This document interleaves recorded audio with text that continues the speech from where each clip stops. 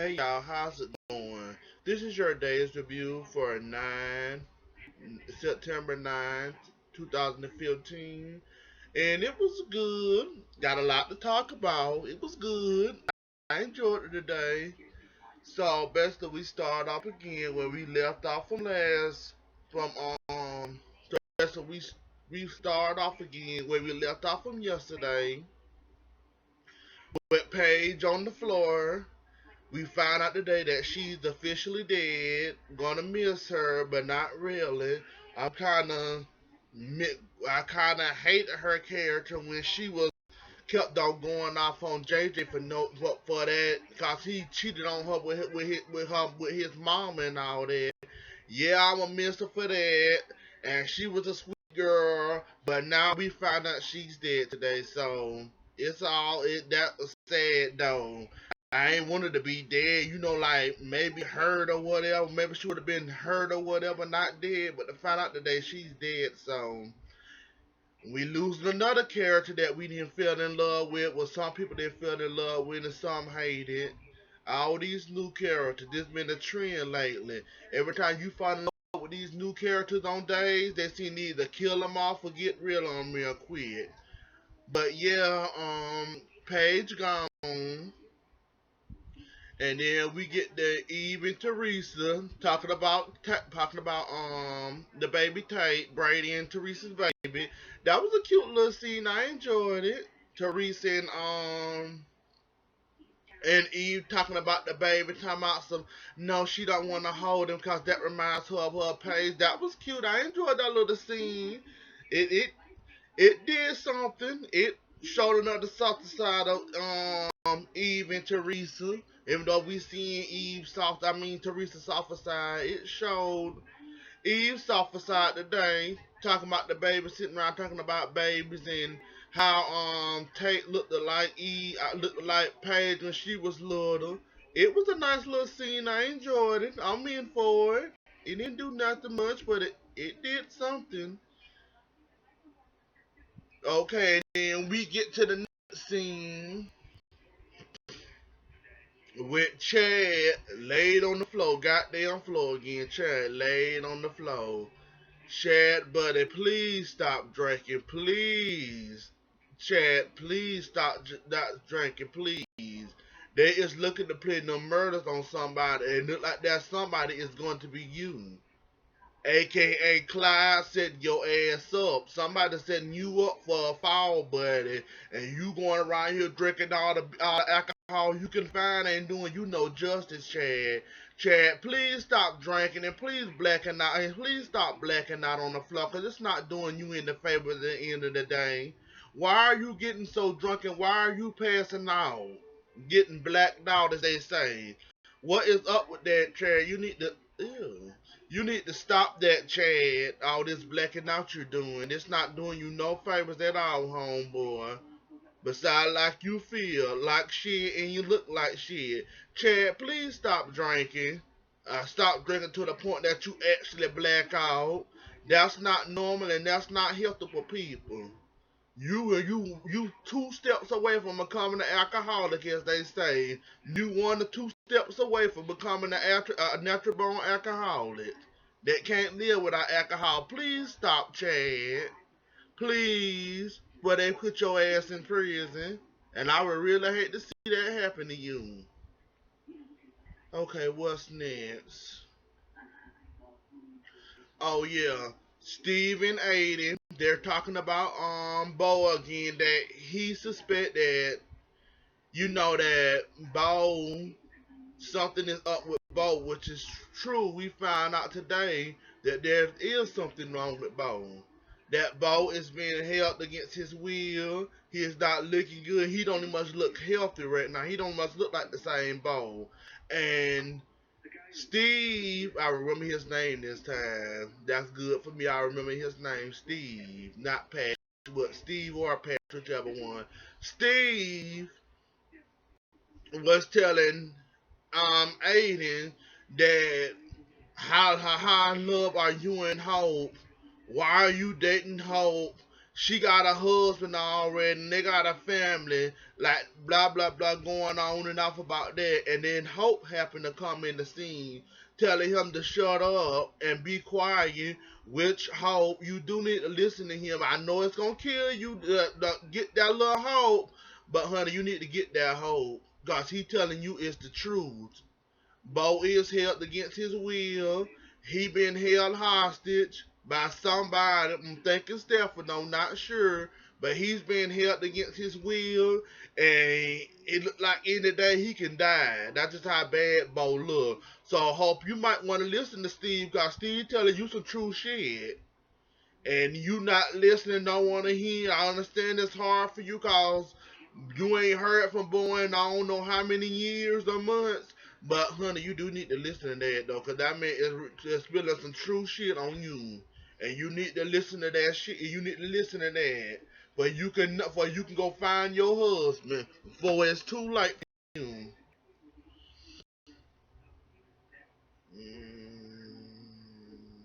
Okay, then we get to Ben and Abigail laying in the bed talking about they nervous and scared about having a new baby, reading, not reading, looking at bridal magazines, and basically that was a cute little scene. It was Abigail nor Ben no longer does nothing for me anyway, but I'm just going over it just cause. And they both talking about they nervous about parenthood and saying they don't want to go wrong with it and saying that they don't want to go wrong with parenthood and they want to raise the child up right and this, that, and the other one. Best of time about the baby and they hope they do the stuff right and that's enough for Chad and I mean that's enough for being in Abigail. I'm good.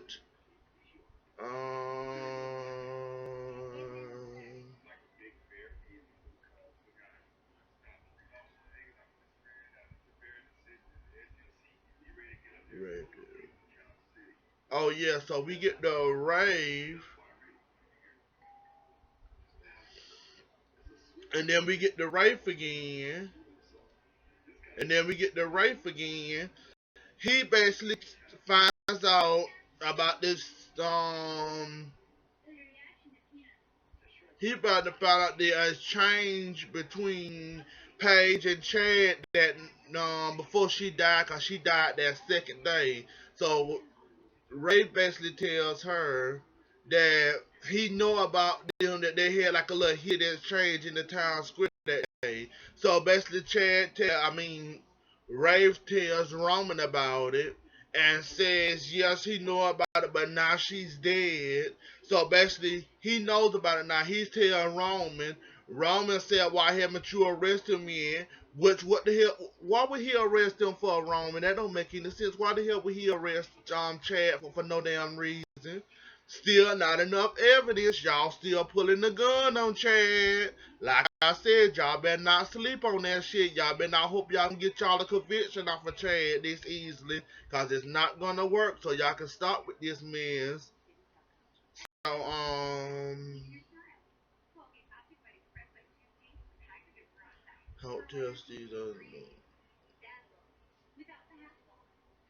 Ball should have. Oh yeah, and then we get the Stephen Hope and Aiden again. And basically Hope tells Steve what she finally should have did, true, but that Hope should have fought. Hope said both should have fought harder for her. He should have fought harder for her. He should have called more, Skype, email, whatever that was doing their exchange, talking when he was so called to be going to the ISA.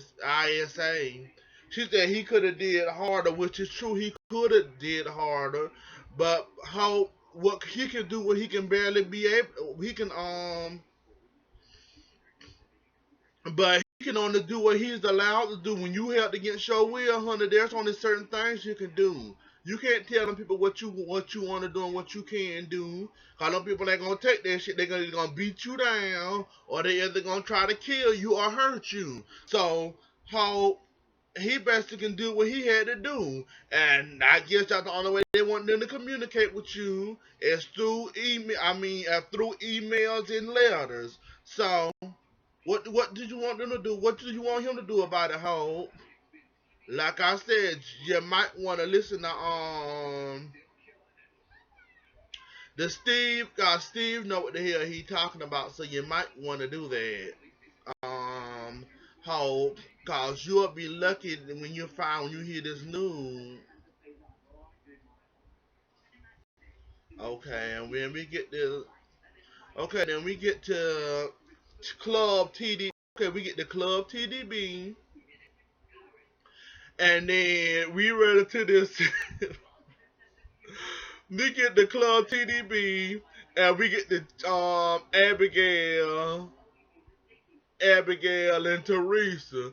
Basically, Abigail wasn't paying attention, and she was walking, and Teresa happened to bump into her, and you know how Teresa was, watch out! And then Abigail happened to look, cause she had something in her hands holding it, and so she had something in her hand holding it, and Abigail like, what's that in your hand? Did you draw that?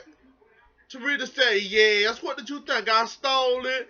That shit was funny, though. I'm sorry. I bust out laughing when I saw that scene. Cause Abigail wasn't expecting Teresa to draw that goddamn good. Wasn't nobody expecting Teresa to be that damn good. Such a, well, able to do do stuff like that. They're good. Like I said, the dress was cute. And Abigail, I guess she was shocked, which anybody that basically known Teresa the time she did, hell, I would have been shocked if I was Abigail. I probably would have did the same thing. Did you steal that? Cause that's all we know you from, stealing other people's shit. So Teresa, you couldn't get mad at that girl for assuming the words. Cause that's basically all you gave us ever since you been in the town. Your words. So how you gonna get mad at that girl cause that girl asked you, did you steal that? I would have asked you the same damn thing. Yeah, when you came in the town, you would fuck with my family. So how I supposed to know that you can draw? That you can draw that goddamn good? Abigail did the right thing. Asked you, did you steal that? Cause I probably would have asked your ass the same goddamn thing too. Um. Okay, then we get the Chad, and then we get the Brady. Basically, Chad was walking in the town square. Brady was looked like he was jogging or in a rush or whatever he was doing. But anyhow, though, they happened to bump into each other, and Chad, boy, you doing that? And close my door. Kyle, you let him come in my room. And then we get the Chad and Brady, and they happen to bump into each other.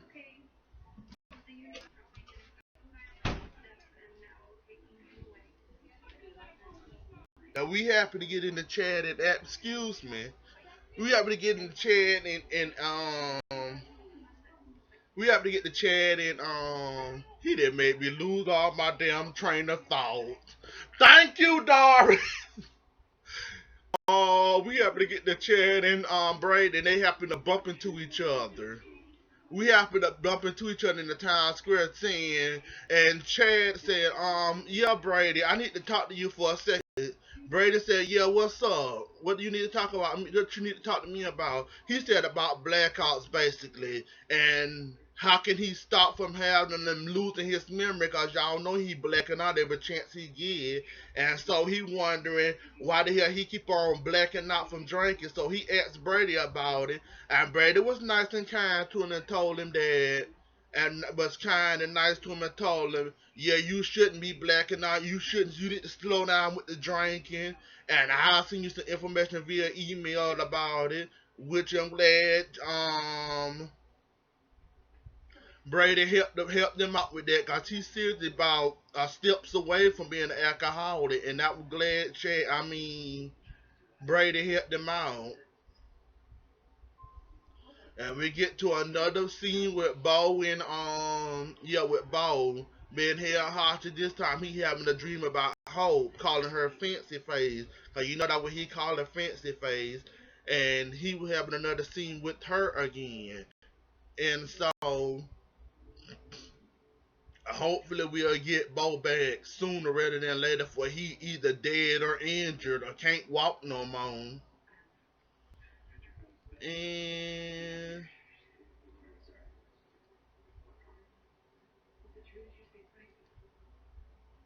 and Justin, then we get the Rafe again, and here comes Justin again talking about this goddamn arrest Chad. Why haven't you arrested Chad yet? Why haven't you arrested Chad yet? Cause you know they found out about Paige now. So here comes Justin ass again, talking about some why haven't you arrested Chad yet?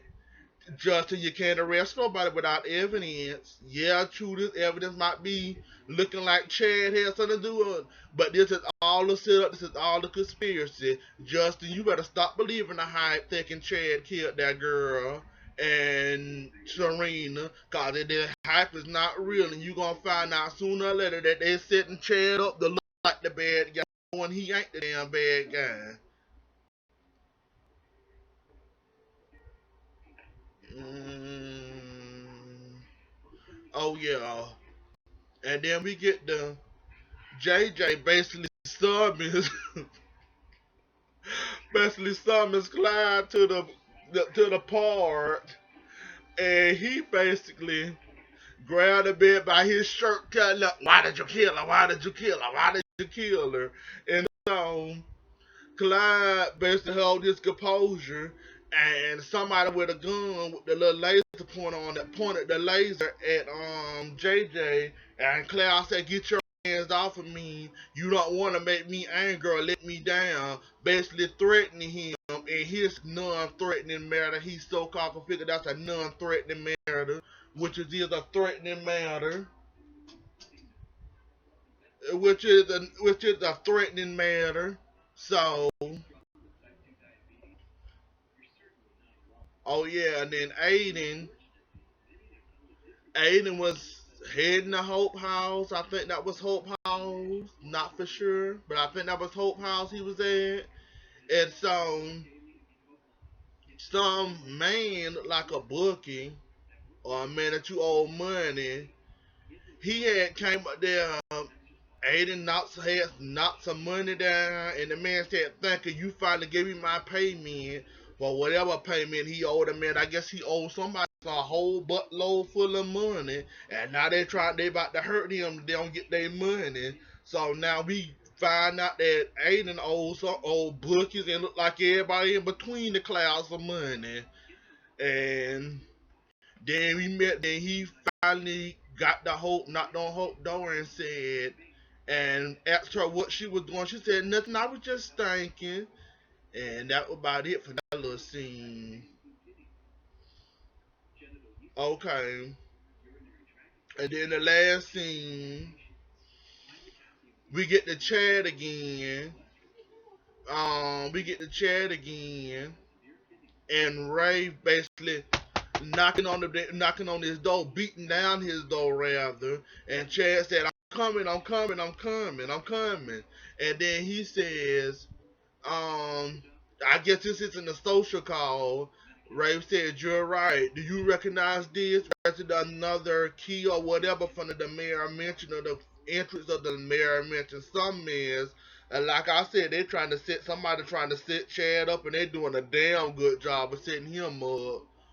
I hope it check Clyde after we can finally get rid of his ass, or he end up being the killer aim. Either way, I just want him gone. Yeah, that's about all it I got for you today. Like my channel, subscribe to my channel, and follow me on Twitter at San One Andress, and I'll talk to you later.